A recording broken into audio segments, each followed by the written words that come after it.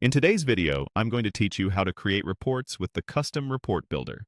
In HubSpot Easy 2026 Guide, we'll start on the HubSpot home screen.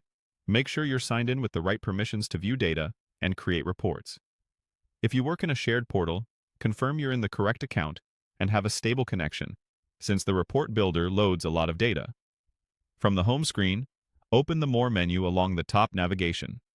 Hover over the Reporting section to reveal your reporting options, then choose Reports.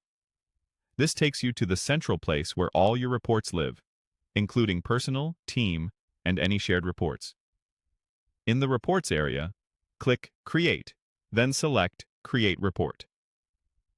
On the Setup screen, choose Custom Report. Custom reports give you the flexibility to blend objects, apply tailored filters, and control your visualization, which makes them ideal when standard reports don't answer your question. Click Next to continue to the Builder options. Choose.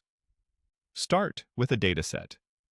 A dataset is a curated collection of fields and relationships prepared to help you build faster and more accurately. It ensures you're working with consistent definitions, so metrics like revenue, life cycle stage, or ticket status mean the same thing across your organization. You'll now see available datasets. Select the one that best matches your goal, perhaps deals for pipeline insights, contacts for audience trends, or tickets for support performance. Look for a brief description or preview to confirm the dataset includes the objects and properties you need. If you report by time, check that useful date fields such as Create Date or Close Date are included. When you're confident in your selection, click Next. You're now in the Custom Report Editor. Add your key metrics and dimensions by dragging properties into the configuration areas. Choose a visualization that fits your story, bar or column for comparisons, line for trends, table for detailed breakdowns. Apply filters to narrow results, such as date ranges, owners, or pipeline stages. Use groupings to compare segments, and switch aggregations like sum, count, or average when needed.